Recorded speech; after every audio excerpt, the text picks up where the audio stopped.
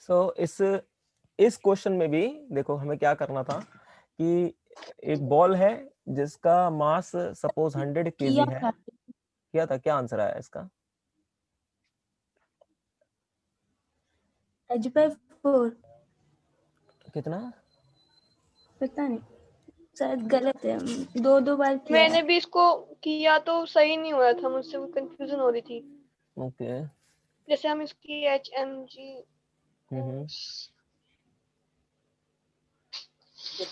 Okay कोई बात नहीं, मैं बताता हूँ, ठीक है। तो यहाँ पर ये मैंने क्या कहा था कि एक बॉल है हमारे पास, इसको प्रोजेक्ट किया है एट एन एंगल 50 डिग्री पे, और स्पीड नहीं दिया था मैंने इसका, शायद इसका स्पीड मान लेते हैं u है। तो ये जब बॉल मैक्सिमम हाइट पे जाता है, मैक्सिमम हाइट पे, तो ये दो हिस्सों में टूट जाता है, ठीक है। एक हिस्सा नीचे आके गिरता है यहाँ पर, और एक हिस्सा जो है वो यहाँ पे जाके गिरता है, ठीक है, यहाँ पे जाकर गिरा है। तो हमें बताना है कि ये जो डिस्टेंस है, कि दूसरा वाला पार्ट जो है, यानी एक का मास तो 40 केजी है, वो यहाँ पे गिर जा रहा है, एक का मास 60 केजी है, वो यहाँ पे गिर रहा है। मान लो ये m2 है, ये m1 है, तो ये कितने डिस्टेंस पे यहाँ से गिरेगा ये हमें निकालना था, ठीक है। तो यहाँ पर हम देख किसको रहे हैं? हम देख रहे हैं बॉल को। तो ball is our system, ball is our system. Okay, so if it is a system, you can see in the horizontal direction there will be no force. When you project something, there will be no force along the horizontal direction acting on the system. Means force acting, net external force acting on the system along the x-axis, that is 0. Means the acceleration of the center of mass is also 0. Means velocity of the center of mass is constant. Okay, okay. Now, तो अगर मान के चलो ये टूटता नहीं, अगर ये टूटता नहीं, एक सुनो,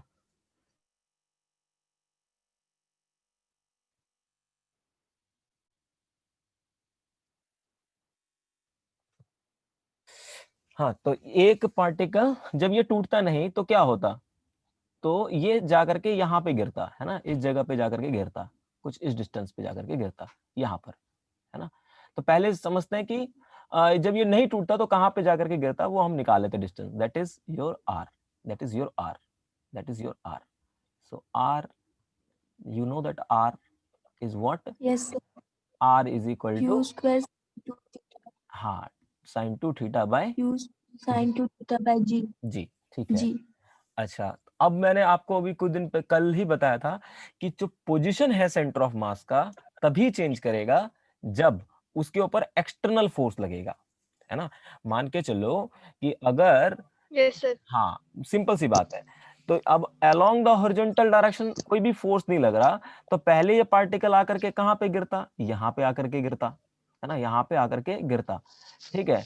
बट यानी कि यहाँ पे आकर के गिरता, यानी कि इसका जो, अगर ये टूटता नहीं तो ये यहाँ पे आकर गिरता, यानी कि इसका जो सेंटर ऑफ मास है वो यहाँ पे लैंड करता, है ना, ये पार्टिकल का जहाँ पे सेंटर है वहां पे आकर के लैंड करता। बट चूंकि ये दो हिस्से में टूट गया, दो हिस्सों में टूट गया, बट स्टिल अभी इनके ऊपर कोई भी एक्सटर्नल फोर्स नहीं लग रहा, कोई भी एक्सटर्नल फोर्स नहीं लग रहा। इसका मतलब अभी भी इसका सेंटर ऑफ मास कहाँ पे आएगा? वो वहीं पे आएगा जो पहले वहीं पे आएगा। यस, पहले टूटने से पहले था, है ना। So this is what, this is the position of centre of mass, है ना, you can say position of centre of mass, ठीक है। Okay, any problem? No yes, sir. Yes. तो नो अब सर, अभी तक नहीं। हाँ, तो यहां पर ये डिस्टेंस कितना हो गया? r/2। एक डिस्टेंस हम जानते हैं, यानी x1 हम जानते हैं, एक पार्टिकल यहाँ पर m1 पार्टिकल का जो सेंटर ऑफ मास होगा वो यहाँ पे होगा r/2 पे। अब दूसरे पार्टिकल का जो डिस्टेंस है ये x2, we don't know and we have to calculate this x2। Okay, so what we can do, we can say that is m1 x1 plus m2 x2 upon m1 plus m2, ठीक है। हाँ एक चीज, हाँ कनिष्का ने notice किया, इस चीज को थोड़ा करेक्ट कर लेना, रेक्टिफाई, यहाँ पर 65 नहीं होगा, यहाँ पर होगा, यहाँ पर 65 नहीं होगा, 80 हो जाएगा। 80 होगा, this will be 80, this is the 80, yes, so that you have to be और इधर भी 80 आएगा सर, इधर 65 भी, की जगह। हाँ यहाँ पे भी 65 की जगह 80 आएगा, करेक्ट। वैसे इसका कोई फर्क नहीं पड़ने वाला क्योंकि कैंसिल हो जाना है नीचे से, ठीक है, तो ये थोड़ा सा ध्यान देना बस, उसका कोई फर्क नहीं पड़ेगा वैसे। नाउ अब m1 मास कितना है, that is 40 kg, and you know that is equal to r/2, that is r/2, and plus m2 we don't know the position, m2 is 60 but we don't know the x2, divide by total mass that is 100। okay, so xcm equal to r था, तो ये क्या जाएगा 100 into r is equal to कितना आ जाएगा 20r plus में 60r, 60x2 sorry, so this is equal to 80r, that is equal to 60x2, 0 से 0 कैंसल, यहाँ पे आ जाएगा आपका कितना 3 और यहाँ पे आएगा 4, तो x2 इक्वल टू आ जाएगा आपका 4/3r। बट अगर आप इनिशियल वेलोसिटी जानते हैं, इनिशियल वेलोसिटी आप जानते हैं, लेट सपोज ये दे रखा होता 15 मीटर पर second, then you have to put the value into this, you get the answer, that is 4/3 into u square is 15 square into sin 2 theta, that is sin 2 theta to sin 2 theta means 2 into 53 degree upon g, which is 9.8 or 10. Now sin 253 degree you can write 253 degree, 2 times of 53 degree, you can write 2 sin 53 degree into cos 53 degree, and you have to put the value 2 into 3/5, and that is 4/5. 4/5. If you solve, putting the value, solve, you get the answer. Correct? Easy? Yes. Yeah. Yes, sir. Now we're solving more problem. Okay. See some more problem. What is the problem? Two particles A and B. Okay, there is a two particle A and B. Okay, I'm just writing here. This is a particle A. This is a particle, not a particle A, that is a particle B. Okay, and there is a particle A. One is at the ground, other at a certain height. Let's suppose at a distance 90 meter. So there's an initial separation between these two ball is 90 meter. Okay, so one ball is projected in upward direction. One ball is projected in upward direction. It have a velocity that is 200 meter per second, and there is another ball which projected downward, or it thrown downward with a speed 50 meter per second. Okay, that is the initial condition whatever I said. Now they are colliding. They are, when you throw this ball in upward direction and you throw this ball in downward direction, they will collide with each other. Okay, so some situation like this, कैसा आ जाएगा, ऐसे करके situation हो जाएगा, that will collide into the space, but where it collide we don't know. Okay, we don't know, but somewhere it collide, this is B and that is A. Okay, so and stick to each other after the collision, they are stick to each other. Okay, so after the collision, they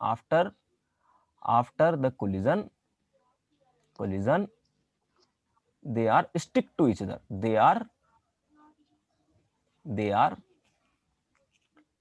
stick to each other, stick. Okay, and after what happened, you have to find the maximum height attained by center of mass of the particle, height attained by center of mass of the particles. मैं again explain कर दे रहा हूं question को. If there is a two particle A and B, one is thrown upward direction, another is thrown downward. So the particle have initial separation 90 meter. Okay, we give the velocity to this particle is 200 meter per second. we give the velocity to this particle, that is 50 meter per second in downward direction. Both are colliding into the air, okay, and they are stick to each other. They are stick to each other. Okay, they are stick to each other. You have to find out the maximum height. What is the maximum height attained by the center of mass of the particles? Okay, so this is the question. Yeah, please Yes. solve. This is the initial. We have to calculate initial position of center of mass. So this is the initial center of position of mass, that is because the particle lying along the y-axis. So I am writing m1 ma ya plus mb yb divided by total mass of the system. By Yes, MA because plus MB. yes, because we are considering ma and mb, means a ball a and b as a system. So if we solve, okay, we are calculating.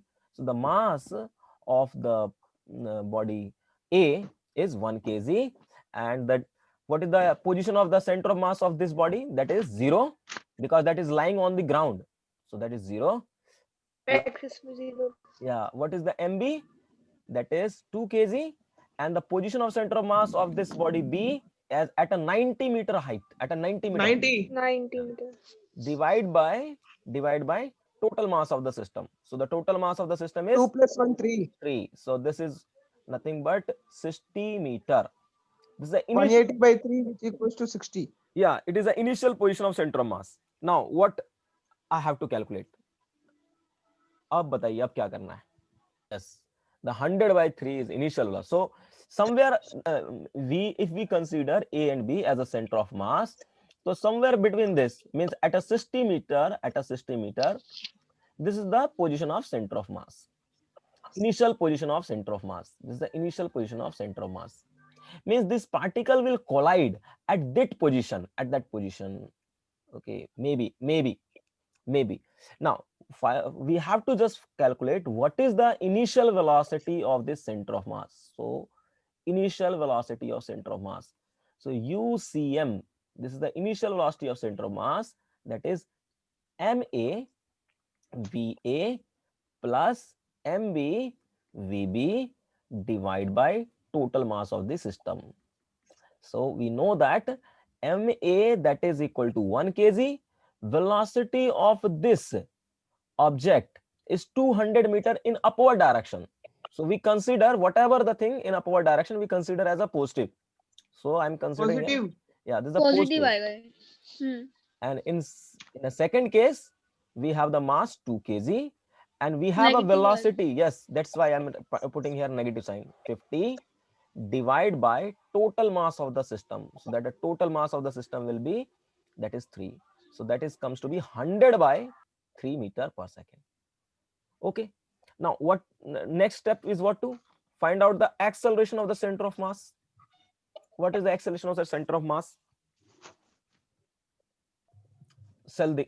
You can see on the particle A there will be a gravitational force, that is ma into g, due to which the acceleration of this particle A is in downward direction. Also for the particle B, the acceleration will be downward direction.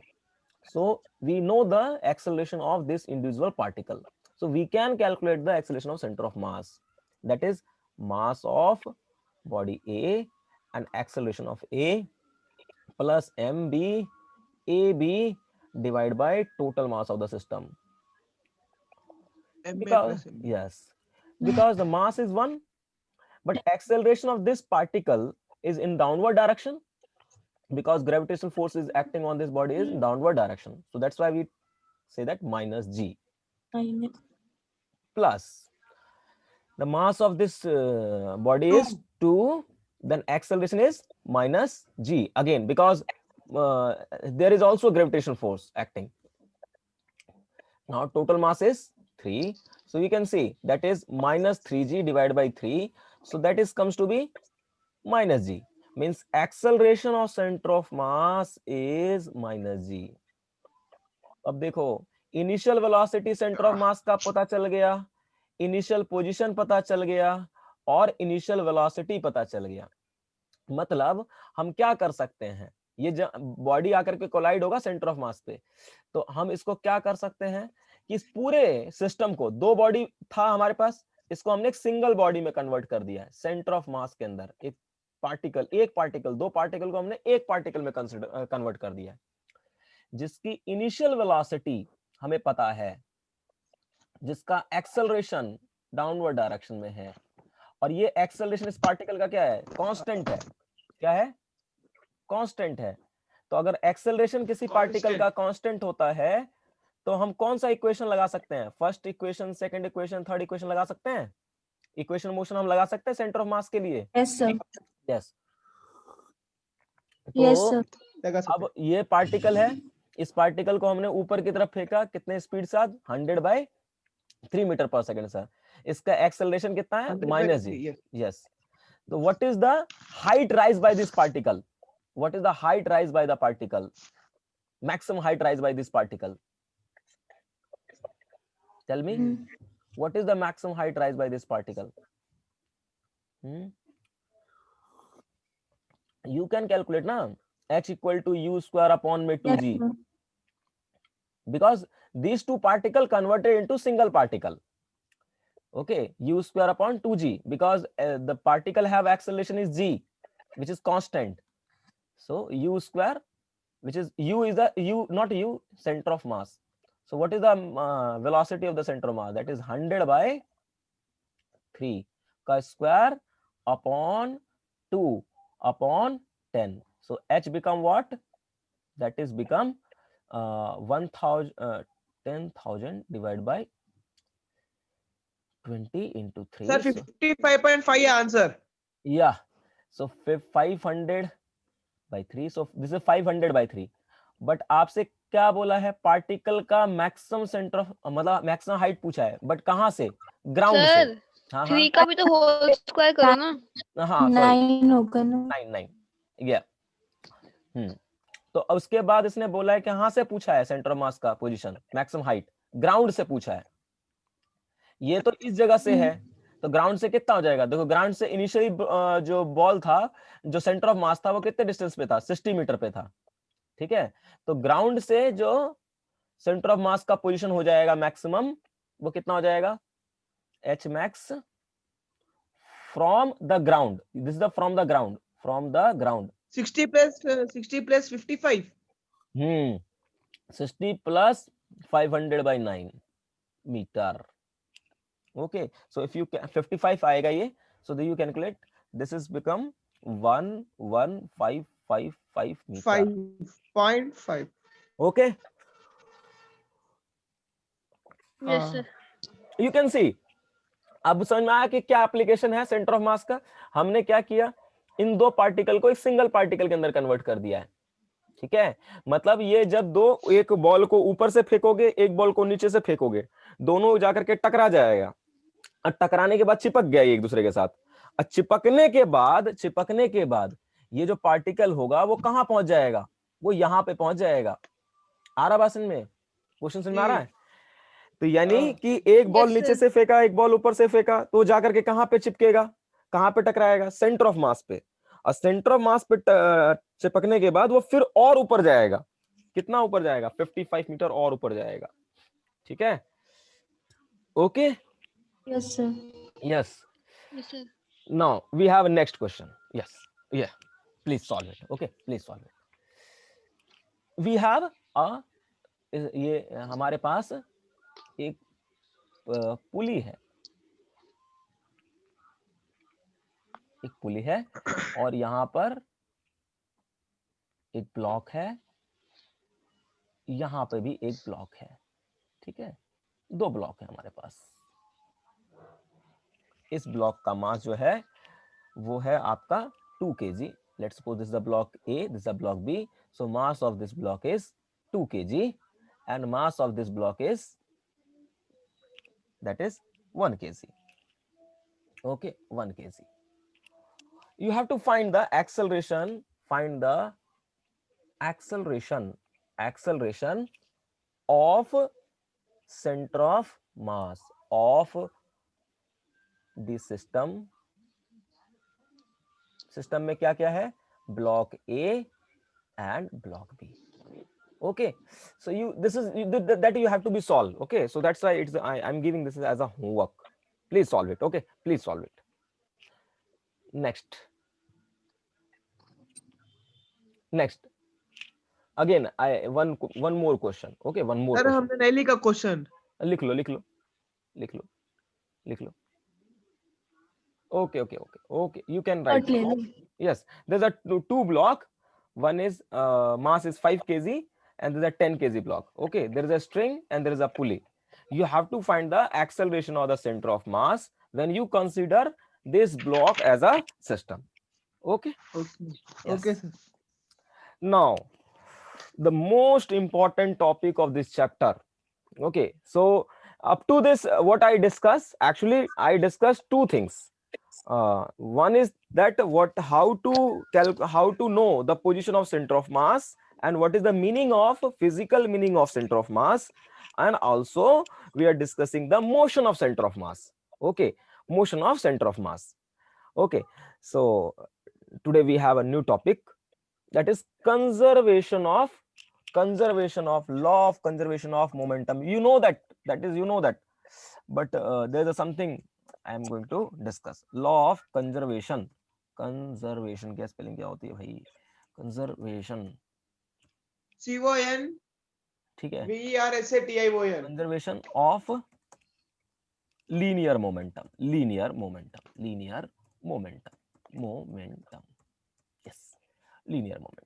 Very important. Very sir मैं हरदम conservation और conversation में बहुत confuse होता हूँ. अच्छा.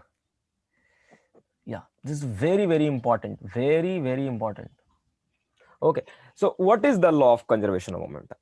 I told you. I just before going that, one thing you have to understand. You know that momentum, that is nothing but if we have a body. Okay, if we have a body, suppose its mass is m. Suppose we have a system of mass m. It moves with the velocity v. So we say that it have some momentum. And that momentum is mass into velocity. Because velocity is a vector quantity, so we say that momentum is also a vector quantity. And it have it in a same direction of velocity. Okay, in this direction is the velocity, so we can say that in this direction we have momentum also. The product of mass and velocity. Yeah, because the mass is the scalar, na? And this is a vector. Yes. So whatever the direction of velocity, that will be the same as a momentum. So what is the meaning of momentum? Momentum means if we have something, have some motion, and something we have, and that thing have some motion. So that means that system have some momentum. Yes. Excuse me. Now, okay, what is if we can say that it have some velocity, it have some momentum, also it have some kinetic energy, because it have some velocity. So what is the kinetic energy? That is 1/2 mv square. Now if you multiply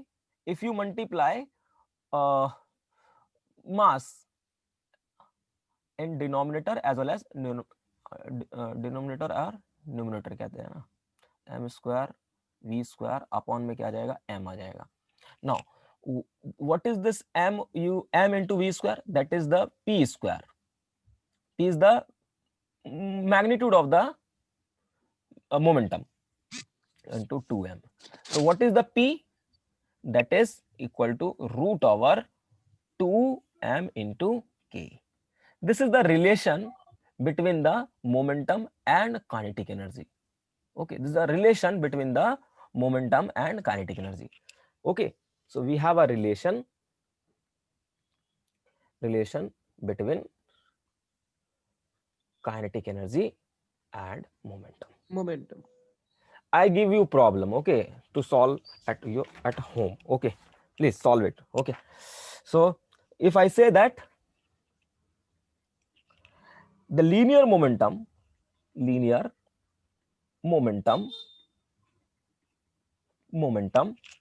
of a particle increased by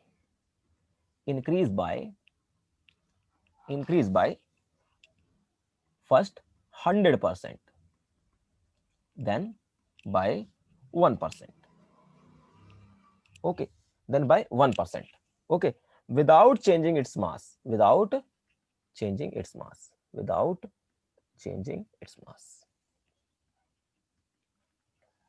its mass. Okay, find the percent of increase, find the percent of increase in its kinetic energy, in its kinetic energy in both cases, both cases. Okay, so tell me the answer. Okay, right now we solving this question. Okay, बताइए क्या होगा answer, चलिए solve करिए। ये रहा formula, ये रहा question, ठीक है। जी हाँ,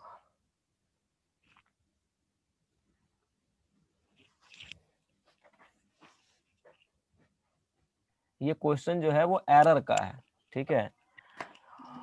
यहाँ पे समझिए कि हमारे पास रिलेशन क्या है, P square is equal to you can say 2 into M into kinetic energy. यहाँ पर चेंज किस में आ रहा है, मोमेंटम में चेंज आ रहा है, काइनेटिक एनर्जी में इसकी वजह से चेंज आएगा, बट मास में उसने बोला है कि कोई भी चेंज नहीं आएगा। तो यहाँ पर देखो जो मोमेंटम इंक्रीज हो रहा है, मोमेंटम में जो चेंज आ रहा है वो 100% है, बहुत ज्यादा है। बट दूसरे वाले केस में सिर्फ 1% का चेंज आ रहा है। कितने का आ रहा है, 1% का, बहुत कम। बहुत कम चेंज आ रहा है।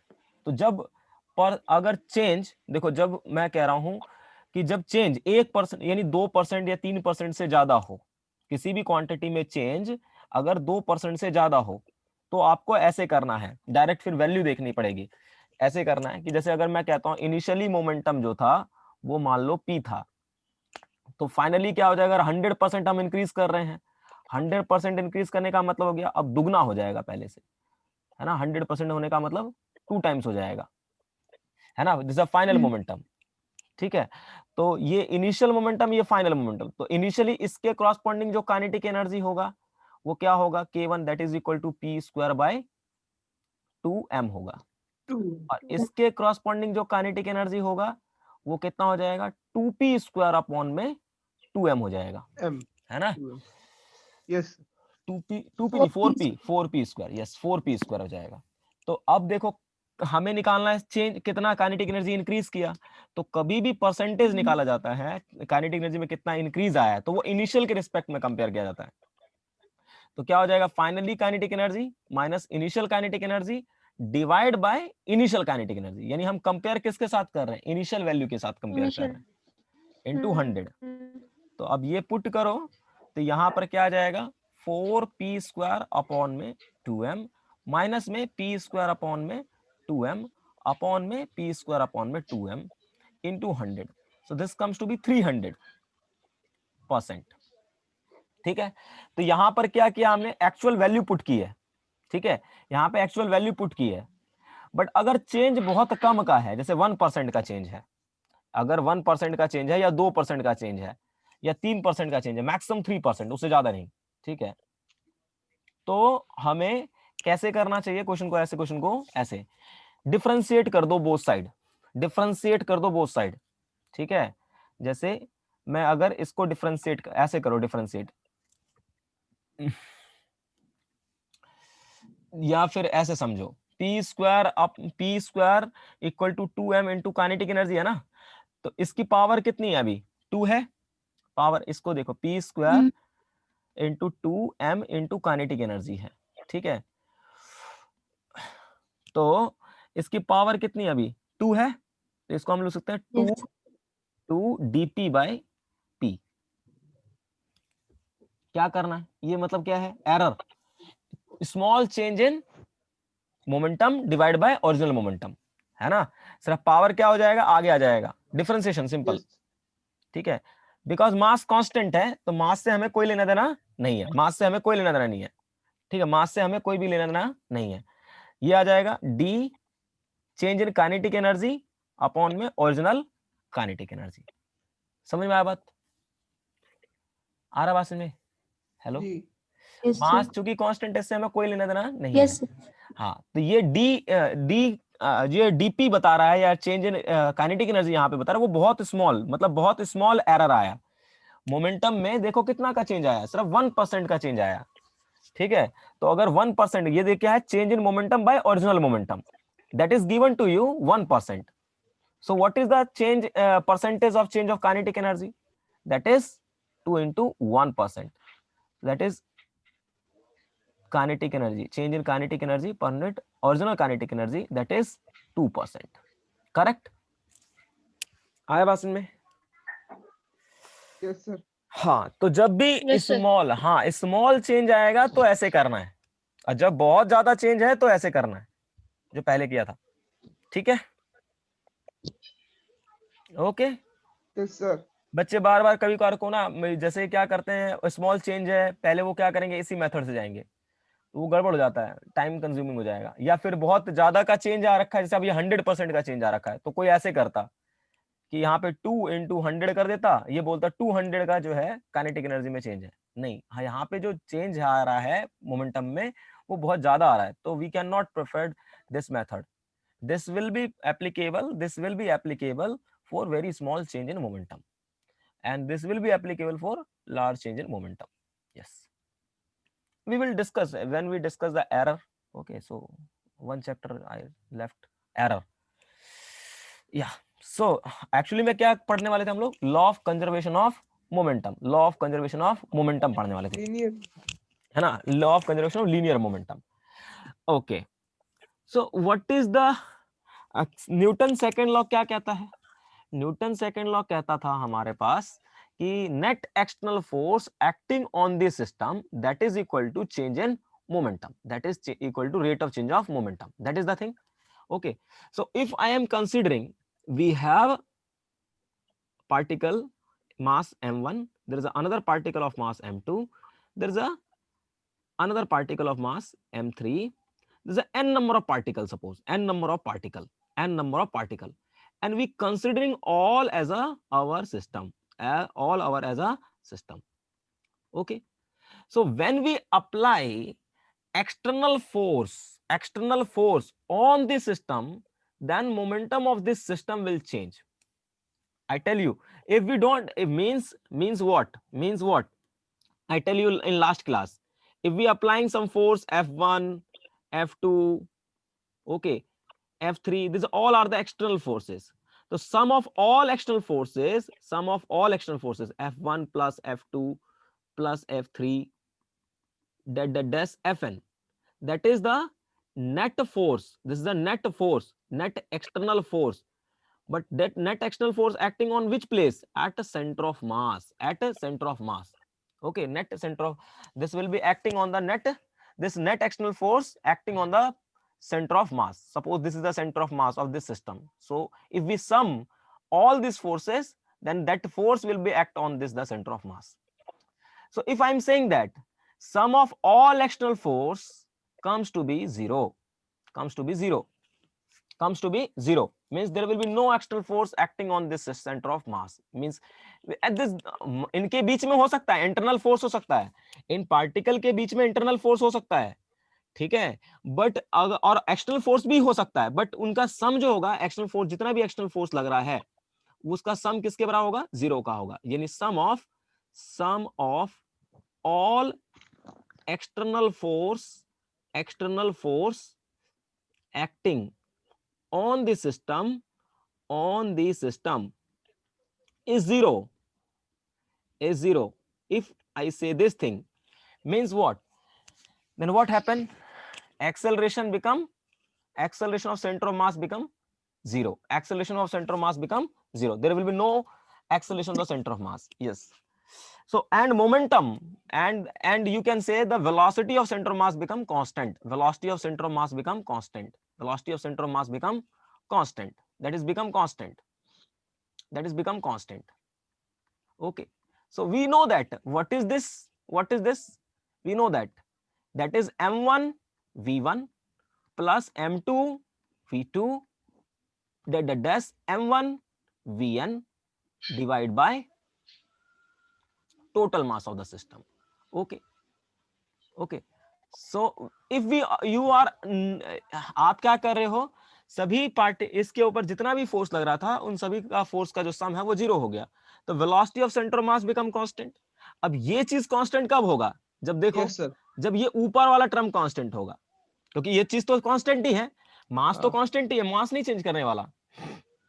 इस पार्टिकल का मास हम एज्यूम करके चल रहे हैं, चेंज नहीं कर रहा है, we assume that. Okay sir, change क्या कर सकता है कि इसकी वेलोसिटी चेंज करेगी, क्योंकि इनके बीच में इंटरनल फोर्सेस हो सकते हैं, इनके बीच में इंटरनल फोर्सेस हो सकते हैं जिसके वजह से इनका वेलोसिटी चेंज कर सकता है। आराम से, जैसे मान लो m1 है, ये एक चार्ज पार्टिकल है q1 और ये दूसरा चार्ज है q2, तो इनके बीच में फोर्स हो सकता है, इन फोर्स की वजह से इनका अंदर में फोर्स लगने की वजह से इनका मोमेंटम चेंज कर सकता है। बट पूरे सिस्टम का, अगर हम पूरे सिस्टम की बात करें, उसका मोमेंटम चेंज नहीं करेगा, means that will be constant. This is the initial momentum, this is the momentum of particle 1, this is the momentum of particle 2, this is the momentum of nth particle. So if you अब अगर हम सभी net momentum of the system देखें, so this is what, p1 vector plus p2 vector that dash pn vector, this is the net momentum, this is the net momentum of the system. Okay, so that is remain constant, internal force रहेगा, internal force होगा जिसके वजह से इसकी velocity change कर सकती है इन सभी इंडिविजुअल पार्टिकल की। बट पूरे सेंटर ऑफ पूरे सिस्टम का, अगर हम पूरे सिस्टम की बात करें, तो उसका जो है मोमेंटम चेंज नहीं करेगा पूरे सिस्टम का। This the net momentum of the system, so that will not change, that will not change, that will be constant, that will be constant, that will be constant. Okay, बात समझ में आया? मैं again Yes, repeat sir. कर रहा हूं statement yes sir. कि अगर मैं कहता हूं sum of all external forces, sum of all external forces acting on the system is 0, then this is the momentum of net momentum of the system, net momentum of the system is constant। इसका मतलब ये कतई नहीं है कि इन particle का momentum नहीं change कर सकता, इंडिविजुअल पार्टिकल का मोमेंटम चेंज कर सकता है। जैसे अगर मैं कहूं कि यदि मेरे पास एक बॉल है, एक दूसरा बॉल है, ठीक है, ये दो बॉल है मेरे पास, इस बॉल की वेलोसिटी v1 है, इस बॉल की वेलोसिटी v2 है, बट अगर ये टकराते हैं आपस में तो इसकी वेलोसिटी v1 डैश हो गई, इसकी वेलोसिटी v2 डैश हो गई। मतलब इस वाले पार्टिकल का भी मोमेंटम चेंज किया कि नहीं किया, क्योंकि इसकी वेलोसिटी चेंज हुई, और इस वाले पार्टिकल का भी मोमेंटम चेंज किया। बट अगर मैं इन दोनों को सिस्टम मान के चलता हूं, ठीक है, तो इस पूरे सिस्टम का मोमेंटम चेंज नहीं होगा, नेट मोमेंटम चेंज नहीं होगा। आया बात समझ में? Hello? Yes sir. Yes, so the net Yes, sir. momentum, yes, net momentum of the system will not change, net momentum of the system will not change. That is actually important because we are trying to solving the collision problem. Okay, so we can say initial momentum of the net momentum of the system initially, whatever, that should be equal to final net momentum of the system. Okay, so that is law of conservation of momentum. Okay, I'm just writing, अगर दोबारा से लिख देता हूं, p1 vector plus p2 vector dash pn vector initially, that should be equal to p1 vector plus p2 vector dash pn vector finally. Correct? Is there any problem? Hello? No sir. No, sir. No, sir. Simple, very simple concept. Okay. Hello. Yes.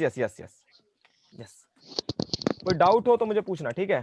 Now we are going to solve some problem. Okay, just this is the आप देख सकते हो physics में कोई ज्यादा theory होती नहीं है, मैं बस 2-4 लाइन बोलता हूँ, ठीक है? तो मेनली बेसिकली अब ये इतनी सी थ्योरी है, इसका एप्लीकेशन पार्ट बहुत इंपॉर्टेंट है। I am going to solve the problem, you will solve. Okay,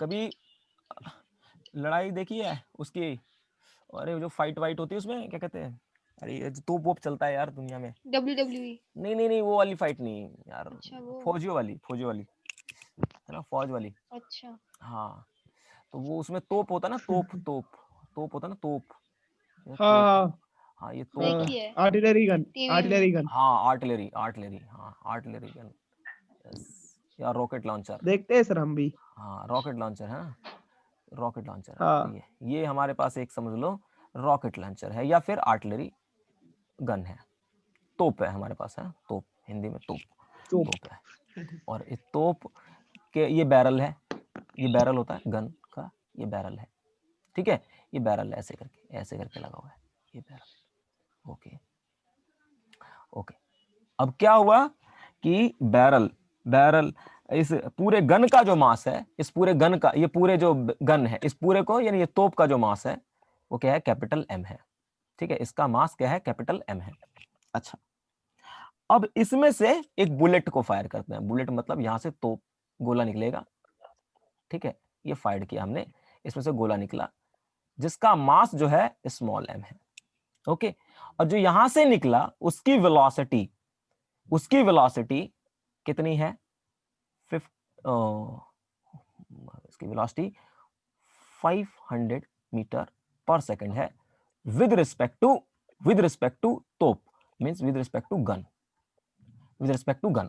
This is the velocity of bullet with respect to gun, with respect to gun. Okay, so when you fired, आपने कभी देखा होगा जब बंदूक चलाते हैं कोई बंदा, तो जैसे हाथ में बंदूक है, गोली चलाओगे तो क्या होगा, गोली चलने के बाद बंदूक पीछे आता है ना, गोली चलने के झटका बाद, लगता है पीछे की साइड। हाँ पीछे की तरफ आएगा, reaction.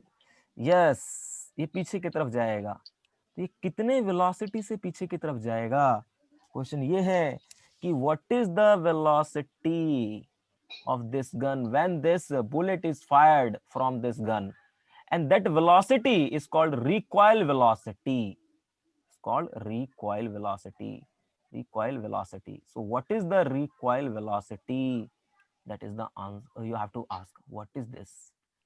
Okay, yes yes, please apply whatever we read, okay, please apply. To apply the law of conservation of momentum in this situation, you have to first consider the system, because this problem is solved by the law of conservation of momentum. So you have to consider the system. Okay, so what is the, what you consider the system here? Yeah, तो तोप और गोली, ठीक है, ये हम consider कर लेंगे, sir. बुलेट को और गन को, बोथ को सिस्टम कंसिडर कर लेंगे। So system is our here bullet plus gun, okay. So if you consider both as a system, so you can see in vertical direction there will be a gravitational force acting on this gun as well as on the bullet. So we cannot conserve the momentum along the y direction, we cannot conserve, okay, along the y direction we are not able to conserve the momentum because earth applying the force, and here I am considering only bullet and gun as a system. So there will be no momentum conserved along the y direction because there will be external force on this system and the y direction. But in the x direction, nobody will apply any force on this, okay, on this there will be nothing, okay, such that there will be no force acting in horizontal direction. So not no force means the net external force on the system along x-axis, that is equal to 0, so we can say the momentum, initial momentum of the system System. along x-axis is equal to final momentum of the system along Minus x-axis. initial. No, initial, whatever the initial momentum along the x-axis, that should be final momentum of the system along the x-axis. Momentum is conserved, okay. Now what is the momentum of the system? As I tell you, momentum of the system that is equal to m1 or mass of gun into velocity of gun plus mass of bullet into velocity of bullet. Please try to understand the concept, very important. I am not going to solve the problems कि कितने जल्दी कितने sir लोग मैं देखता हूँ पढ़ाते, हर एक का अपना अपना तरीका होता है पढ़ाने का, बट बहुत लोग कैसे पढ़ाते हैं, what is the p is the momentum, it is the moment of the system. Okay, तो अब यहां पर जो सिंपल सी बात है, ये जो वेलोसिटी है, ये जो वेलोसिटी मैं लिख रहा हूं, है ना, बुलेट का या गन का, that should be with respect to ground, with respect to ground, very important, with respect to ground. means what means what means what अभी जो मैं यहां पर लिख रहा था, इनिशियल मोमेंटम या फाइनल मोमेंटम या कुछ भी, ये सभी जो वेलोसिटी था, वो जो भी वेलोसिटी है वो किसके रिस्पेक्ट में है, ग्राउंड के रिस्पेक्ट में है. आ रहा बात में, क्योंकि हम जो कैलकुलेशन कर रहे हैं ये सब चीजों का, वो कहां से कर रहे हैं, ग्राउंड पे खड़े होकर के कर रहे हैं. कहां पे खड़े होकर के कर रहे हैं, ग्राउंड पे. So our observer on the ground, our observer on the ground, so we observing the system from the ground, so we are trying to conserve the momentum with respect to the ground. Is there any problem? Is there any No, problem? sir. Yes, so we are going to conserve the momentum with respect to the ground because our observer on the ground, very important. So whatever the velocity you write here, that is with respect to the ground, very important. Yes, तो now हमें but यहां पे देखो, question में क्या पता है, bullet की वेलोसिटी पता है, किसके रिस्पेक्ट में, किसके रिस्पेक्ट में, गन के रिस्पेक्ट में. तो I have to, yes, I have to calculate the velocity with respect to ground. Okay, ground, sorry. Yes yes yes. अच्छा, एक चीज मुझे यहां पर बताओ थोड़ा सा, कि ये जो मोमेंटम कंजर्व कर रहे हैं वो कौन से डायरेक्शन में कर रहे हैं, एक्स एक्सिस के अलोंग कर रहे हैं ना, एक्स एक्सिस के अलोंग कर रहे हैं, ठीक है, एक्स एक्सिस के अलोंग कर रहे हैं, ठीक है. तो इनिशियली जब बुलेट फायर नहीं हुआ होगा, इनिशियली जब बुलेट फायर नहीं हुआ होगा, when bullet will not fired, okay, when bullet is not fired, when bullet is not fired, okay, is not fired, so at that position, at that time, there will no velocity of this gun and there will no velocity of the bullet. So we can say the initial momentum of the system is 0. We can say initial momentum of the system will be 0. So initial momentum of the system along the x-axis, that is 0. That is 0. Okay.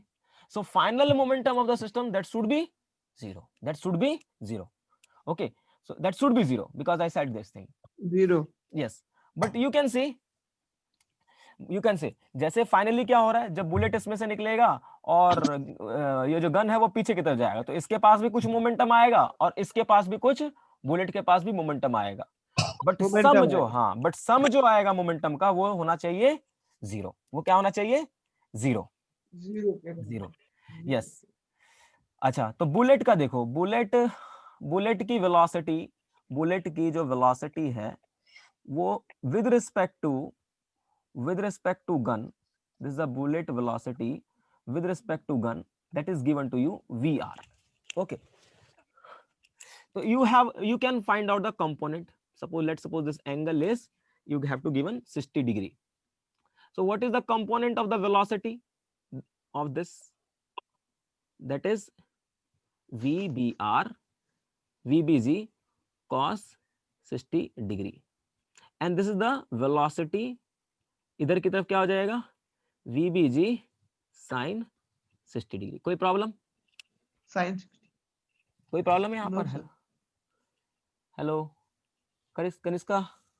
No sir. No sir, no problem. Yes. क्योंकि मैं कभी बार flow में जाऊंगा तो फिर मुझे याद पता नहीं चलेगा, बताओ थोड़ा. ठीक है, तो अब वेलोसिटी, जो वेलोसिटी है, ये ध्यान से देखो, ये किसके रिस्पेक्ट में है, ग्राउंड, बुलेट के रिस्पेक्ट में है. तो velocity of bullet with respect to the ground, you can write velocity of bullet with respect to the this is with respect to the gun है, तो this is the velocity of bullet minus velocity of gun. तो अगर X axis के along देखें, X axis के along देखें velocity, अगर हम एक्स एक्सिस की बात करें तो बुलेट की velocity with respect to the gun वो कितना है, that is VBG cos 60 degree. मैं एक्स कंपोनेंट की बात कर रहा हूं, पॉजिटिव एक्स एक्सिस के अलोंग है। वहीं पर वेलोसिटी ऑफ बुलेट हमें निकालना है अलोंग एक्स एक्सिस, ग्राउंड के रिस्पेक्ट में। और गन की जो वेलोसिटी है वो किधर की तरफ हो गई है, पीछे की तरफ हो गई है, सो माइनस ऑफ v। तो velocity of bullet with respect to ground along the X axis कितना आ जाएगा, that is comes to be vbg cos 60 degree minus में v। करेक्ट, ये माइनस माइनस प्लस हो जाएगा, हाँ आगे बस में, यानी कि बुलेट की वेलोसिटी ग्राउंड के रिस्पेक्ट में वो कितना हो जाएगा, velocity of bullet with respect to ground along the x axis minus में velocity of a gun. Okay, so what is the final momentum of the system? Now we can write final momentum of the system along x axis, along the x axis. So you can say the bullet जो है वो along x axis move कर रहा है कितने speed से, m vbg cos 60 degree minus में v। Correct है? Hello, yes sir. तो momentum of bullet that is mass of bullet into velocity of bullet with respect to ground into cos 60 degree minus में v, ये बता दे रहा है momentum of the bullet along the X axis, final momentum plus इस वाले का momentum, इसका मास m है और इसकी वेलोसिटी पीछे की तरफ है, तो इसका मोमेंटम अलोंग एक्स एक्सिस कितना हो जाएगा, m into minus of v। Correct है? So that should be the final momentum हाँ should be equal to initial momentum, so that should be also zero, that should be also zero। तो हम कह सकते हैं mb, जीरो। हाँ mb vbg cos 60 degree minus में v is equal to, देखो minus, ये इधर माइनस है तो उस तरफ जाकर के प्लस हो जाएगा, तो m इंटू वी हो जाएगा। ये 9th क्लास में क्वेश्चन प्लस करवाया जाता है। Yes, so what is the, we have to calculate this v, so you can also find out what is the velocity of bullet. Velocity of bullet is, oh, sorry, mass of bullet not given, this is not given, so mb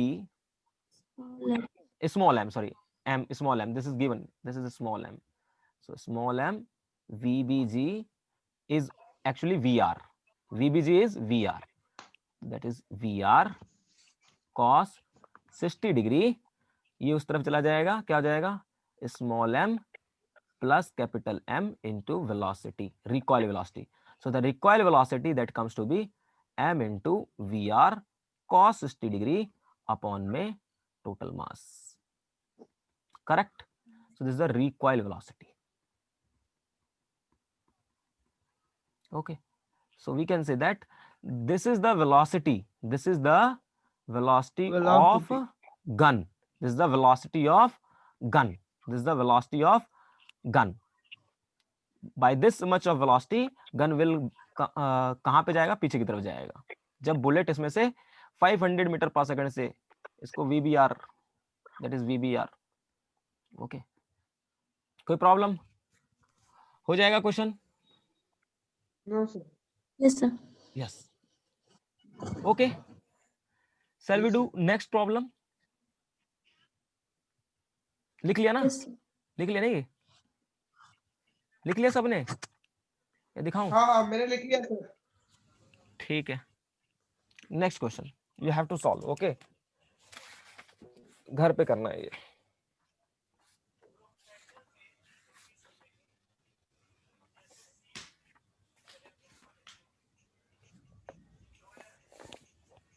Okay.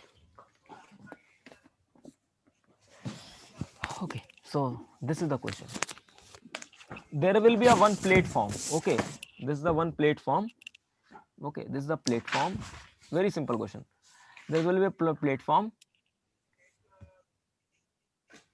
ठीक है, it's a platform. Okay, जिसका मास कितना है, m2 है, m2 है। ठीक है, और इसके ऊपर एक आदमी खड़ा है, ठीक है, इसके ऊपर एक आदमी खड़ा है जिसका मास कितना है, m1 है, ठीक है। इनिशियली रेस्ट में था, initially this will be in rest, initially rest में था, ठीक है। उसके बाद कुछ देर बाद ये इधर की तरफ चलने लगता है, कितने स्पीड से, v(r), this is the velocity of man with respect to Planck, okay, and find the recoil velocity of platform. You have to find the recoil velocity of platform, okay, v. Very easy question, huh? Some homework. Yes. Yes, sir. Next question, okay. Okay वो अच्छा ये चीज देखा है तुमने, ये ऐसे करके कोई एक होता है, प्लेट है और यहाँ पहिया लगा हुआ है ना, यहाँ पे एक पहिया लगा हुआ है, ओके, और होता क्या है कि इसके ऊपर कोई कूदता है,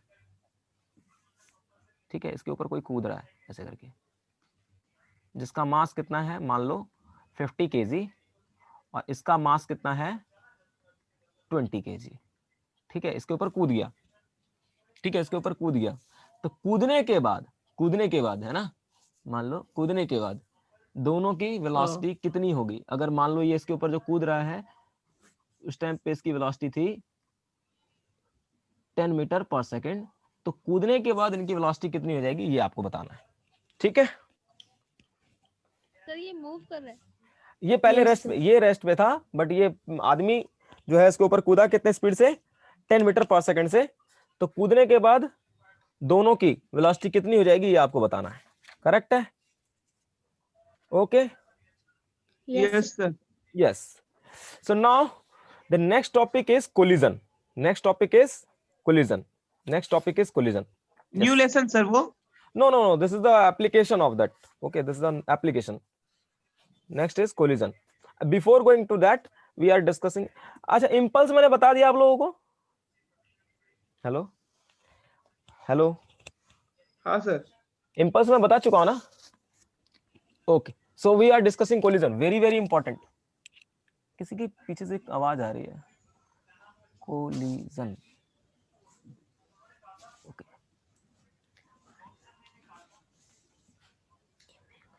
प्रथम जी sir. थोड़ा सा पीस में आओ, पीस एनवायरनमेंट में, यस, कोलिजन, ओके, तो मैं माइक म्यूट कर, यहाँ बोर हो रहा है सर, बोरवेल खुदा रहा है इसलिए साउंड आ रहा हूँ. अच्छा, ओके, तो कोलिजन, ओके, कोलिजन मतलब टकराना,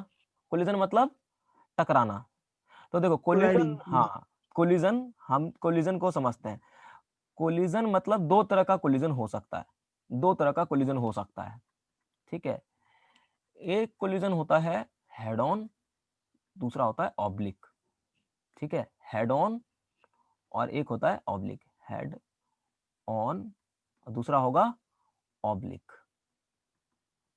ओके, हेड ऑन कोलिजन और ऑब्लिक कोलिजन, ठीक है। हेड ऑन में भी तीन कैटेगरी होगा, इलास्टिक,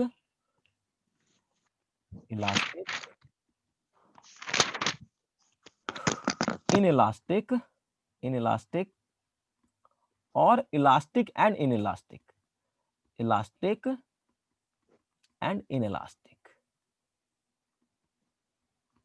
उसी तरह से इसमें भी वही कहानी है, तीन तरह का होगा, elastic, inelastic, sir semi elastic लिख सकते हैं ना सर, क्या इतना. इलास्टिक एंड इलास्टिक, ठीक है,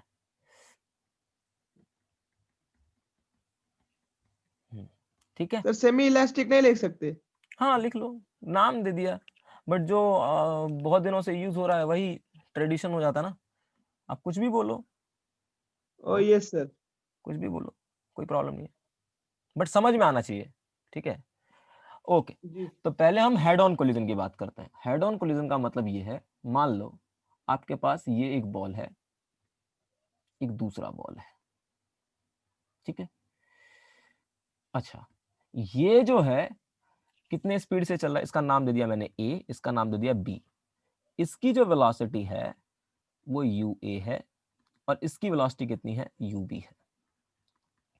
पहली बात तो ये टकराएगा कब, टकराएगा कब, किस कंडीशन में टकराएगा, जब आगे वाले की वेलोसिटी क्या हो, कम हो किससे, पहले वाले से, पीछे वाले की। पीछे वाले से, तभी ये कोलिजन होगा, अदरवाइज कोलिजन नहीं होगा। ठीक है, ये तो पता नॉर्मल सी बात है भाई, है ना, है ना। हाँ तो हाँ अब सर। हाँ, जब ये कोलिजन होगा उस टाइम पे देखो क्या होगा, कोलिजन होने पे क्या होगा, this is before the collision, at the time of collision we are, yes, this is the time, at the time of collision. So at the time of collision you can see this will come into the contact, but you can see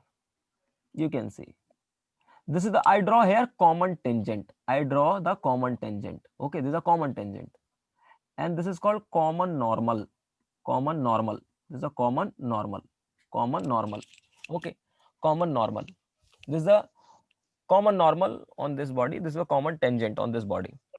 This is the situation before the collision, and after the situation, after the collision, that should be maybe this type of situation, maybe this type of situation, maybe this type of situation. तो head on का मतलब क्या हो गया इसमें, that type of collision is called head on collision, that type of collision is called head on collision, head on collision, on collision. Why it's called head on collision? Because you can see before the collision, this is the line of action, this is the line of action, this is called line of action, this common normal is called line of action, this is a common normal, common normal is called line of action. So you can see line of action means the line in which जैसे अगर देखो ये यहां पे जाकर के टकराएगा, तो ये वाला जो पहला वाला बॉडी है at the time of collision, ये जो दूसरा वाला बॉडी है बी और ये है ए, बी वाला इसके ऊपर शॉर्ट टाइम के लिए फोर्स लगाएगा और ए वाला जो है वो इसके ऊपर शॉर्ट टाइम के लिए फोर्स लगाएगा, आरावासन में, जिसे हम लोग इंपल्स कहेंगे, आरावासन में, हेलो, है ना, कि ये वाला बॉडी जब इसके साथ कोलाइड करेगा तो ये इसके ऊपर शॉर्ट टाइम में फोर्स लगाएगा, ठीक है, जैसे हम इंपल्स कह रहे हैं, और ये वाला इसके ऊपर फोर्स लगाएगा जिसे हम लोग इंपल्स कह रहे हैं। बट ये जो इंपल्स लगेगा वो किसके अलोंग लगेगा, along the common normal, along the common normal, along the common normal, along the common normal. तो अलोंग द कॉमन नॉर्मल जो ये फोर्स लग रहा है, दैट्स व्हाई उस लाइन को हम लोग क्या कर रहे हैं, लाइन ऑफ एक्शन, मतलब जिस लाइन के अलोंग फोर्सेस एक दूसरे के ऊपर लगाएगा body, simple line of action का मतलब कि एक ऐसा लाइन जिसके अलोंग एक दूसरे के ऊपर बॉडी फोर्स लगाएगा, एक दूसरे के ऊपर बॉडी फोर्स लगाएगा, उसे हम लोग लाइन ऑफ एक्शन कहते हैं, क्या कहते हैं, line of action. So before the collision you can see this is the line of action, and after the collision line of action will be same. So if the line of action before and after the collision is same, that is called head on collision, that's called head on collision. Is it fine? Hello, hello, सही है, Yes, sir. yes. So before and after the collision, line of action is same, is called head on collision. What is the meaning of line of action? Line of action meaning it is a line along which force acting on the system. So here I am considering this is our system, two body as a system, this is our system, okay.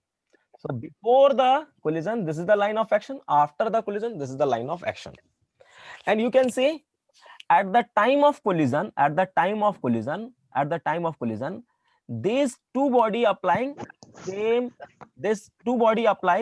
impulse on each other. You can see this body B applying some impulse on A, and this body applies some impulse on this body B. So, but according to Newton's third law, whatever the impulse acting on A due to B, that should be equal to impulse acting on B due to A by Newton's third law. Newton's third law. But because of this impulse, internal impulse, the momentum of, if I say that initial velocity of this body A have UA and this is the final velocity VA. मैं कह रहा हूं कि पहले A वाला जो object था इसका इनिशियल वेलोसिटी UA था और फाइनली इसका वेलोसिटी क्या हो गया, VA हो गया. इसकी वेलोसिटी क्या होगी, VB हो गई. So you can see the momentum of this ball A and ball B will change.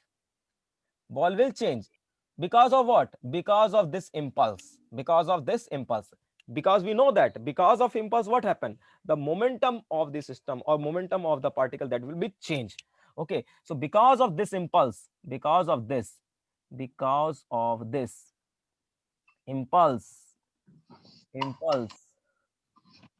momentum of the particles, not a system, of the particles will change. Is it fine? Hello? Yes, sir. Yes, sir. But if you consider this as a system,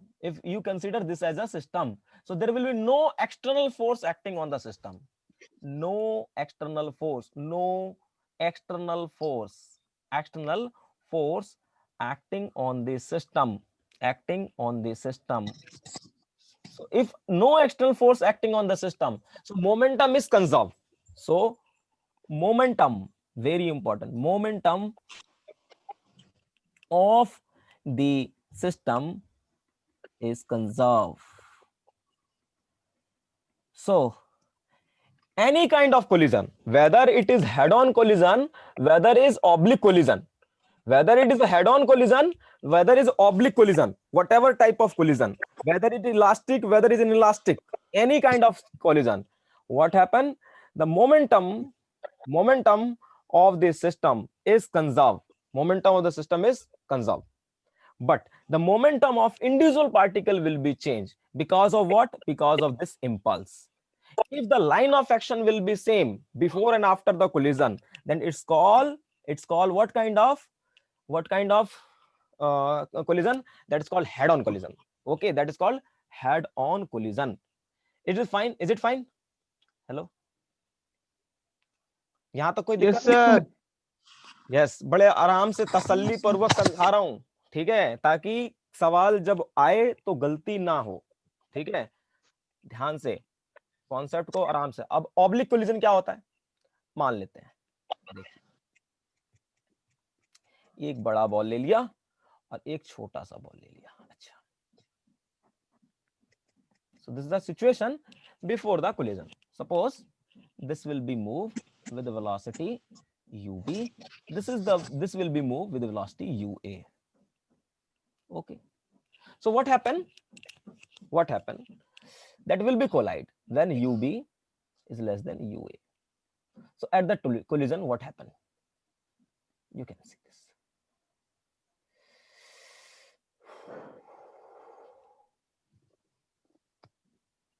Okay, this is the situation at the time of collision. So this is the common normal. Common tangent. This is the common tangent. You can see this is a common tangent. And this will be common normal. This will be common normal. Okay. So this is the common normal. This is a normal. This is the common tangent. Okay. So you can see along the impulse will be acting on this body B, A and B along the common normal. Means ये वाला जो body है इसके ऊपर लगाएगा impulse I, A, B, वो इधर की तरफ लगेगा और ये जो लगाएगा वो इधर की तरफ लगाएगा. यानी जो impulse act होना है, समझो, ये दोनों body एक दूसरे के ऊपर जो impulse लगाएंगे वो किधर की तरफ लगाएंगे? Along the common normal. आ रहा बात में? आया बात में? Yes, sir. Yes. So due to Yes, this, sir. yes, due to this, what happened? There will be no impulse. There will be no impulse along the tangential direction. There will be only impulse. देखो जो theory बता रहे हैं इसी पे question बनेगा. There will only impulse acting on this normal along this normal direction. Okay. So because of this impulse, again this will be very important. IAB and IBA is equal because of Newton third law. Newton third law. Yes. So because of this impulse, what happened? Maybe what happened? This ball A will be moved in this direction. Maybe. I don't know, but I've just assumed that. Okay. Maybe it moving in this direction, VA, and this bigger ball will be moving in this way. Okay. So you can see the line of action. You can say the line of action before and after the collision will be changed. Okay. You can say the motion. Initially, both have same moving in the same direction, but after the collision, both are moving in different direction. So this kind of collision is called oblique collision. One example, आप ball लो, ठीक है, आप ball को लो और ball को ground के ऊपर मारो. जैसे क्रिकेट खेलते हैं तो ठप्पा मारते हैं, तो एक तरफ से गिरता है और दूसरे कुछ एंगल पे निकलता है, कुछ एंगल पे गिरेगा, कुछ एंगल पे निकलेगा. तो वो भी किस टाइप का कोलिजन है? आपका ऑब्लिक कोलिजन है. कैसा कोलिजन है? Oblique collision. करेक्ट है. So we have two kind of collision. Okay. So one is head on, another is an oblique collision. The next thing that you have to understand, collision, I classify this collision into three category. One is what? Elastic, another is an inelastic, and third one is an inelastic and elastic. What is the meaning of elastic collision? Yes. So elastic का मतलब ही क्या है? elastic का मतलब ही है कि अगर किसी भी चीज का शेप चेंज किया और अगर किसी वजह से भी किसी भी चीज का शेप चेंज हो रहा है, किसी वजह से किसी भी चीज का शेप, सपोज किसी भी चीज का शेप चेंज कर गया, अगर वो वजह हट जाए और दोबारा से वो बॉडी अपने शेप को रिगेन कर लेता है, तो उसे हम लोग किस टाइप का कोलिजन कहते हैं? Elastic collision. क्या कहते हैं? Elastic collision. आ रहा बात में? जैसे मान लो इलास्टिक. हाँ, जैसे हमने इलास्टिक स्प्रिंग पढ़ा था. मैंने कहा था स्प्रिंग को हम दबाते हैं, है ना, और जैसे उसको छोड़ेंगे तो वो दोबारा से अपने ओरिजिनल शेप में आ जाता है. तो जब तक हम दबा रहे हैं तब तक उसका शेप चेंज हुआ, और जब हम दबाना छोड़ दे रहे हैं और दोबारा से वो अपने ओरिजिनल शेप को रिगेन कर ले रहा है, तो उसे हम लोग इलास्टिक स्प्रिंग कहेंगे.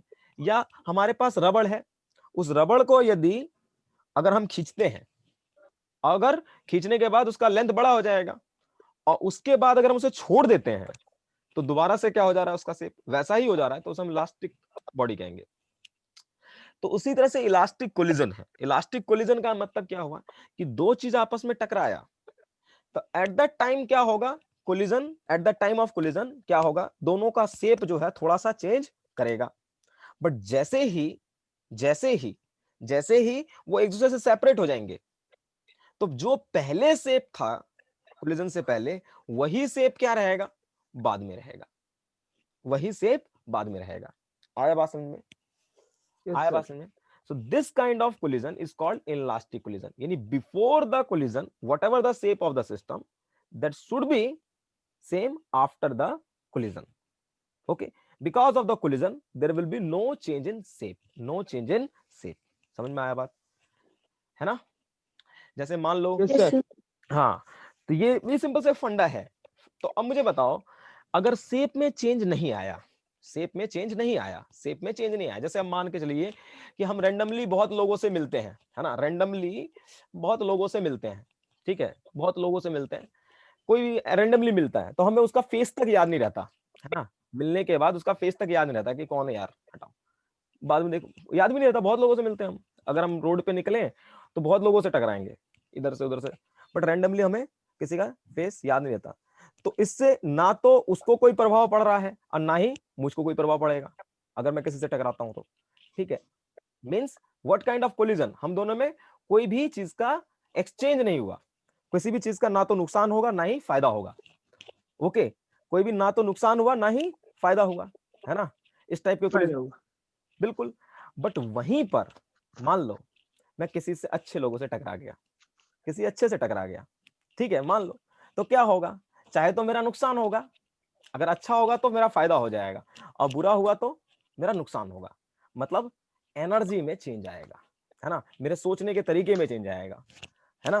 बट बेसिकली होता क्या है कि जब हम किसी के साथ यहाँ पे इन रियलिटी नहीं कर रहा, जब बॉडी आपका टकराता है, दो बॉडी आपस में टकराएगा, कोलिजन होगा उनके बीच में, और उसके वजह से उसके शेप में चेंज आ गया, उसके शेप में चेंज आ गया, शेप में चेंज आ गया, पहले जैसा था वो वैसा नहीं रहा, शेप में चेंज आ गया। इसका मतलब क्या होगा, उस वाले के एनर्जी लेवल में भी चेंज आ जाएगा, उस सिस्टम के एनर्जी लेवल में भी क्या आ जाएगा, चेंज आ जाएगा। तो यदि इनइलास्टिक कोलिजन हुआ, मतलब शेप में चेंज आ जा रहा है, और शेप में चेंज आने का मतलब हुआ किस टाइप का कोलिजन हो गया, इनइलास्टिक कोलिजन हो गया। तो इनइलास्टिक कोलिजन के अंदर एनर्जी का क्या होगा, लॉस होगा। बट इलास्टिक कोलिजन के अंदर एनर्जी का लॉस नहीं होगा, एनर्जी का लॉस नहीं होगा, क्योंकि जैसे मैं किसी से टकरा रहा हूं, कुछ नॉर्मली बहुत लोगों से मिलते हैं हम, बट उसके मिलने से या टकराने से मुझे कोई फर्क नहीं पड़ रहा, उसको भी कोई फर्क नहीं पड़ रहा, तो किसी भी टाइप का लॉस या लॉस नहीं होगा मुझे। बट अगर हम किसी ऐसे बंदे से टकराते हैं जिससे हम काफी देर तक कम्युनिकेट कर रहे हैं या बातें करने लग जाते हैं या मिलने लग जाते हैं, तो भाई चाहे तो टाइम का लॉस होता है, चाहे तो एनर्जी का बोल करके अपनी एनर्जी का लॉस होता है, चाहे मनी का लॉस होता है, ठीक है, जितने रिलेशंस उतने ही प्रॉब्लम्स, है ना। तो तो मेनली जब कोलिजन हुआ, मेनली मैं कह रहा हूं कोलिजन जब हो रहा है और शेप में यदि चेंज आ गया तो एनर्जी का लॉस होगा, अगर शेप में चेंज नहीं आया तो एनर्जी का लॉस नहीं होगा, ठीक है। एनी प्रॉब्लम, ठीक, नो सर। यस। और एक होता है इनलास्टिक और इलास्टिक, इनलास्टिक और इलास्टिक, एक होगा कंप्लीटली परफेक्टली इलास्टिक और एक होगा इलास्टिक और इनलास्टिक। परफेक्टली इलास्टिक का मतलब मैंने जो सेकंड केस बताया वो इलास्टिक और इनलास्टिक है, और जो थर्ड केस बता रहा हूं परफेक्टली इलास्टिक का मतलब क्या होगा कि कोई बॉडी टकराएगा और टकराने के बाद वो एक दूसरे का साथ ही नहीं छोड़ेगा। बात समझ में आया बात, वो एक दूसरे का साथ ही नहीं छोड़ेगा। जैसे किसी से टकरा गया और टकराने के बाद वो चिपक गए, मतलब उसके बाद वो साथ ही नहीं छोड़ रहे हैं, ठीक है। तो उस टाइप में, उस टाइप का जो कोलिजन होता है उसे हम लोग क्या कहते हैं, completely inelastic collision, completely inelastic collision. Okay, yes, I am just writing all those things. Okay, so elastic collision, elastic collision, elastic collision, elastic collision. तो यानी मैंने यहां पे कहा कि ये हमारे पास मान लो एक बॉडी है, ये एक बॉडी है, ये ए हो गया, ये बी हो गया, ठीक है, ये भी कुछ वेलोसिटी से चल रहा है, ये भी कुछ वेलोसिटी से चल रहा है, ठीक है। तो आफ्टर, ये है बिफोर द कोलिजन और ये है आफ्टर द कोलिजन सिचुएशन, ठीक है, आफ्टर द सिचुएशन कोलिजन। तो ये था मान लो u1 वेलोसिटी, ये था u2 वेलोसिटी, ये v1 और ये v2 हो गया। तो काइनेटिक एनर्जी इलास्टिक कोलिजन में क्या होगा कि पहले जितनी एनर्जी थी सिस्टम की उतनी ही सिस्टम की अब भी एनर्जी रहेगी, यानी काइनेटिक एनर्जी। एक तो मोमेंटम कंजर्व रहेगा, momentum is conserve, initial momentum of the system, okay, initial momentum of the system that should be equal to final momentum of the system, this is the case. Also kinetic, initial kinetic energy of the system is equal to final kinetic energy of the system. Okay, is it fine? Okay, hello, yes sir. yes. अगर मैं कहता हूं elastic है और inelastic है, ठीक है, तो इस वाले सिचुएशन में क्या होगा, इस वाले सिचुएशन में क्या होगा जी। कि initial momentum of the system equal to final momentum of the system, system का मोमेंटम कंजर्व रहना है, बट एनर्जी बराबर नहीं होगा, एनर्जी बराबर नहीं होगा, एनर्जी का लॉस होगा या गेन होगा, एनर्जी का लॉस होगा या गेन होगा, बताओ। Yes sir. नहीं बताओ ना, जब टकराया और इलास्टिक कोलिजन है तो कंप्लीटली शेप में चेंज आ गया ना, कंप्लीटली शेप में चेंज आया तो शेप में चेंज आने से एनर्जी का लॉस हो जाएगा या फिर गेन होगा? लॉस हो जाएगा। Energy will loss means final kinetic energy of the system will be less than as that initial kinetic energy of the system. Yes. Is it fine? Any problem? Yes sir. Yes. No sir.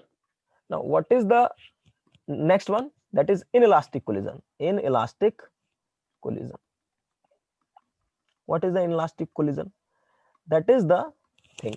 Initial momentum, again initial momentum of the system, that should be equal to final momentum of the system, but kinetic energy of the system are not equal. Initial kinetic energy of the system not equal to final kinetic energy of the system. Okay, but after यहाँ the पर gain होएगा। नहीं यहाँ पे भी loss होगा, but इसमें जैसे ये कहूँ ना कि जैसे ये एक बॉडी है आपका, इसकी वेलोसिटी u1 है और एक ये बॉडी है, इसकी वेलोसिटी u2 है। ये बिफोर द कोलिजन सिचुएशन है। But after the situation, after the collision क्या हो जाएगा? ये दोनों चिपक जाएंगे एक दूसरे के साथ। ठीक है, दोनों की वेलोसिटी क्या हो जाएगी? चिपकने का मतलब क्या है? दोनों की वेलोसिटी सेम हो जाएगी। आ रहा है? दोनों की वेलोसिटी सेम हो गया, दोनों की वेलोसिटी सेम हो गया। सेम हो गया। ये रियल लाइफ में 3 टाइप Yes, के ही sir. कोलिजन होता है, तुम देख लो, कोई और परमुटेशन कॉम्बिनेशन नहीं बैठेगा। रियल लाइफ में भी इतनी टाइप का कोलिजन होता है। ठीक है, कि चाहे तो जिससे आप रोज मिलोगे, है ना, 3 टाइप का कोलिजन। ठीक है, हाँ ये है। अच्छा, एक इसमें एक वर्ड और इंपॉर्टेंट है, coefficient of restitution. Yes, coefficient of restitution, और यू कैन से क्योंकि ये जो कॉन्सेप्ट दिया था न्यूटन ने दिया था। ठीक है, तो कोफिशिएंट ऑफ रेस्टिट्यूशन। ठीक है, सो what is this? This a velocity of separation,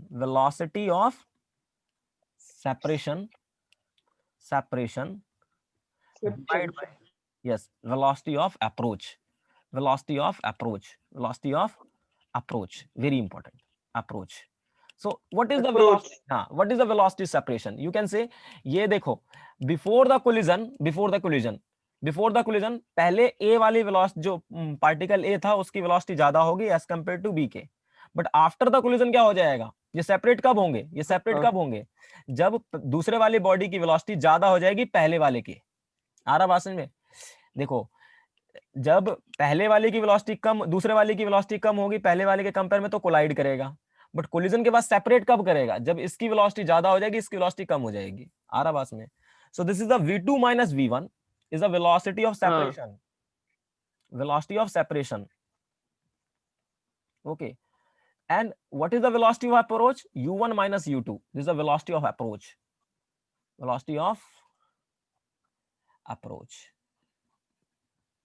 So approach. Yes, so velocity of separation, this ratio is called coefficient of restitution, that is v2 minus v1 upon में u1 minus u2. Correct? Is it fine? Yes sir. Hello? Okay sir. बाकी लोग हो कि चले गए? सब चले गए? नहीं सर, पता यही है। हाँ, Yes, sir. yes. So elastic collision में कोफिशिएंट ऑफ रेस्टिट्यूशन क्या होगा? वो आपका 1 होगा। मतलब velocity of separation equal to velocity of approach हो जाएगा। बट इनलास्टिक कोलिजन के अंदर, हाँ, इलास्टिक और इनलास्टिक कोलिजन के अंदर जो कोफिशिएंट ऑफ रेस्टिट्यूशन है वो 0 और 1 के बीच में होगा। मतलब क्या हुआ कि velocity of separation, velocity of 1 से कम है ना, means this will be less than 1, यानी वेलोसिटी ऑफ सेपरेशन जो होगा वो आपका कम होगा वेलोसिटी ऑफ अप्रोच से।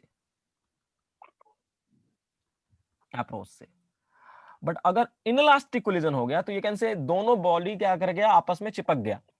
तो चिपकने का मतलब velocity of separation become 0, so E becomes 0. Okay, so this type of collision is actually, you have to remember, so this is the 3 kind of, मैंने देखो कोलिजन को 2 कैटेगरी में बांटा था, हेड ऑन और oblique. So under head on or oblique, further we have a classification, that is elastic, inelastic, or elastic or inelastic. So this is this theory that you have to be remember, or you have to understand. Okay, you have to understand. So Okay, sir. yes, so we complete the collision. Okay, we complete the collision. Any problem?